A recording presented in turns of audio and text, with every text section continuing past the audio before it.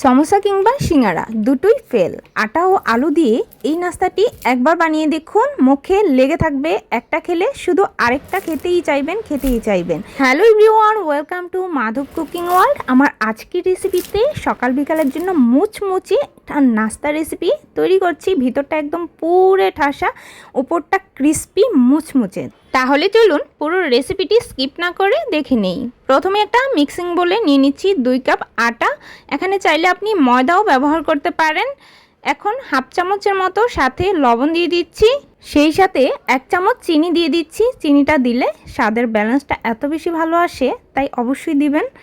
1 table চামচ দিয়ে দিচ্ছি ঘি আর তেল একই সাথে মিক্স করে, তাহলে কি হবে, ফ্লেভারটা অনেক বেশি ভালো আসবে। আরও 1 টেবিল চামচ তেল দিয়ে দিচ্ছি। খাস্তা বা মুচমুচে যে কোনো নাস্তা তৈরি করতে গেলে তেলটা একটু বাড়িয়ে দিবেন।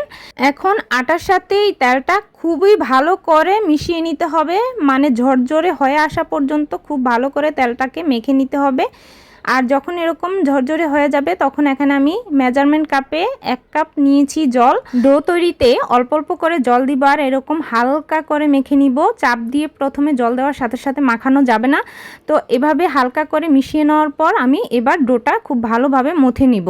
একটু সময় নিয়ে এই ডোটা মাখানোর চেষ্টা করবেন যতক্ষণ না পর্যন্ত এরকম নরম হয়ে আসছে। যত ভালো করে ডোটা মথে নেবেন ততই কিন্তু ভালো হয় নাস্তাগুলো। ডোটা এমনভাবে তৈরি করতে হবে যেন খুব বেশি শক্ত বা খুব বেশি নরম না হয়ে যায়, এরকম মিডিয়াম করে দিতে হবে। কিছুক্ষণের জন্য এই ডোটা যদি রেস্টে রাখি তাহলে খুব ভালোভাবে সেট হয়ে যাবে এবং নরম হয়ে যাবে। 20 মিনিটের মতো রেস্টে রেখে দিব। তারই মাঝে ডোটা তৈরি করতে আমার কতটুকু জলের প্রয়োজন হয়েছে সেটাও দেখা অত্যন্ত জরুরি। 2 কাপ আটার জন্য এখানে 1.25 কাপ জল ব্যবহার করেছি। অবশ্যই এই মেজারমেন্টটা সঠিক রাখবেন, তবে কম বেশি একটু লাগতে পারে, তবে এর বেশি কম বা বেশি নাও হতে পারে। নাস্তাগুলো তৈরির জন্য এখন পুর তৈরি করে নিচ্ছি। 2 টেবিল চামচ দিয়ে দিচ্ছি তেল। তেলটা একটু গরম হলে হাফ চামচ দিয়ে দিচ্ছি গোটা জিরে, সাথে হাফ কাপ পরিমাণে পেঁয়াজ কুচি দিয়ে দিচ্ছি। পেঁয়াজ কুচিটা একটু বাড়িয়ে দিলে খেতে কিন্তু ভালো লাগবে। এখন সাথে কিছুটা কাঁচামরিচ কুচি করে কাটা সাথে পেঁয়াজের সাথে ভেজে নিলে ফ্লেভারটা কিন্তু অনেক বেশি ভালো আসে। তো পেঁয়াজটা যখন একটু নরম হওয়া শুরু করবে সে পর্যায়ে হাফ চামচ আদা বাটা, 1 চামচ রসুন বাটা দিয়ে একটু কাঁচা গন্ধটা ভালোভাবে যাওয়া পর্যন্ত ভেজে নিব, প্রায় 2 মিনিটের মতো। আদার তুলনায় রসুনের পরিমাণটা একটু বেশি হবে। তো কাঁচা গন্ধটা গিয়ে একটা ফ্লেভার আসা শুরু করবে, তখনই এর মধ্যে কিছুটা জল অ্যাড করছি যাতে বাকি মশলাগুলো পুড়ে না যায়। দেওয়ার পর হাফ চামচ জিরা, হাফ চামচ ধনিয়ার গুঁড়া আর দিয়ে দিচ্ছি সাথে হাফ চামচ হলুদের গুঁড়া, হাফ চামচের থেকে একটু কম দিচ্ছি লাল মরিচের গুঁড়া। ঝালটা অবশ্যই আপনাদের টেস্ট অনুযায়ী ব্যবহার করবেন। এখন এখানে কিছুটা গরম মশলার গুঁড়া দিয়ে দিচ্ছি। গরম মশলাটার গুঁড়া দিলে অনেক বেশি ভালো আসে ফ্লেভারটা, যদি না থাকে বেটেও দিতে পারেন। এখন জাস্ট 2 মিনিটের মতো একটু হালকা টেলে নিব। যখন দেখবেন যে এরকম তেলটা একটু ছাড়া শুরু করছে তখন আমি এখানে 1.5 কাপ পরিমাণে দিয়ে দিচ্ছি আলু ম্যাশ করে রাখা, মানে আলুটাকে সিদ্ধ করে তারপর ম্যাশ করে নিয়েছিলাম, এতে করে খুব ভালোভাবেই মিশে যাবে। সাথে কিছুটা দিয়ে দিয়েছি ধনিয়া পাতা কুচি, এটা দিলে ফ্লেভারটা অনেক বেশি ভালো আসবে। সাথে কিছুটা স্বাদ মতো লবণ দিয়েছি, হাফ চামচের মতো। এর থেকে বেশি আর লবণ প্রয়োজন হয়নি, তবে আপনারা টেস্ট অনুযায়ী ব্যবহার করবেন। এখন জাস্ট একটুখানি আলুটাকে খুব ভালোভাবে মশলার সাথে মিশিয়ে একটু টেলে নিতে হবে। তেলে নেওয়ার পর আলু থেকে যখন একটা জলজলে ভাব চলে গিয়ে এরকম আঠালো হয়ে আসবে তখনই নামিয়ে ঠান্ডা হওয়ার জন্য একটা সাইডে রেখে দিচ্ছি। এইদিকে পুরটা তৈরি করতে করতে আমার ডোটাও কিন্তু খুব ভালোভাবে সেট হয়ে গেছে। পুরো ডোটা ঠিক আমি একটা বোর্ডে আগে কিছুটা আটার গুঁড়ো ছড়িয়ে দিয়ে তারপর নিয়ে নিচ্ছি। এখন নিয়ে দুটো সাইডে খুবই ভালো করে গুঁড়োটা লাগিয়ে নিতে হবে যাতে বেলার সময় আর লেগে না যায়।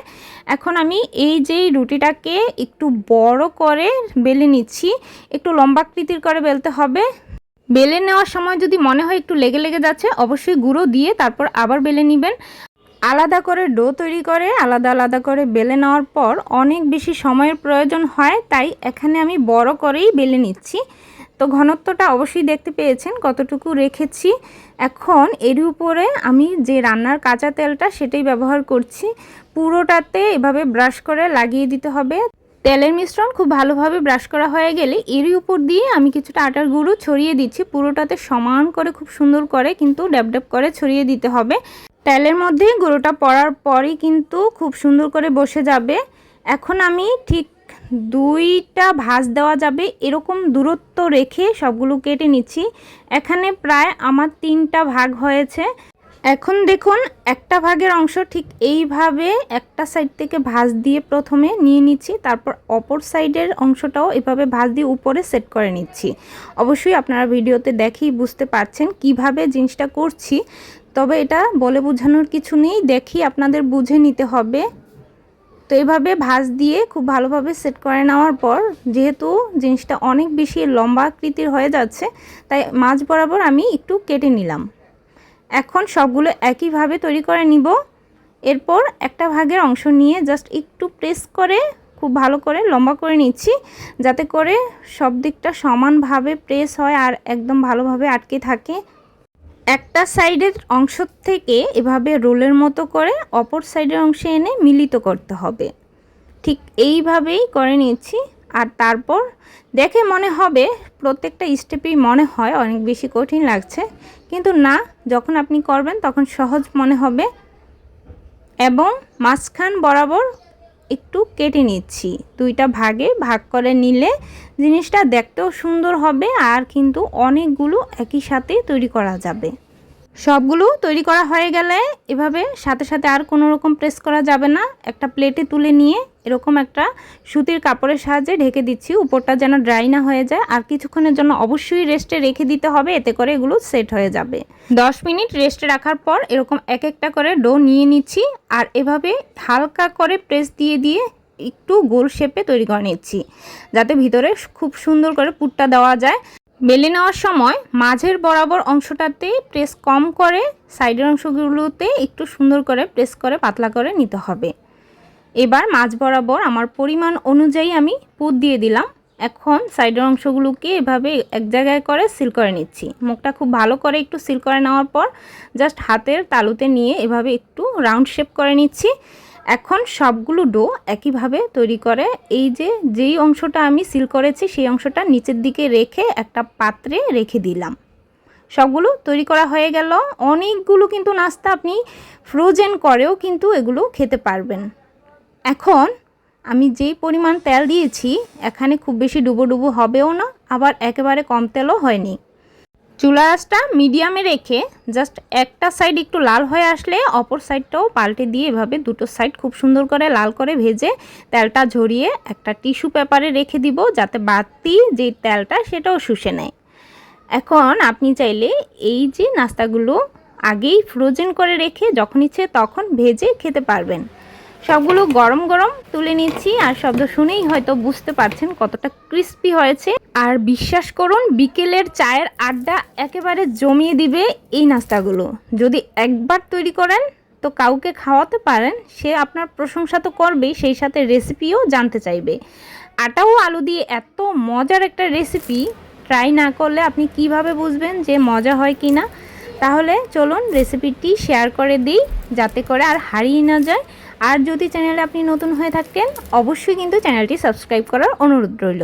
একটা লাইক আর কমেন্ট করে যেতে অবশ্যই ভুলবেন না।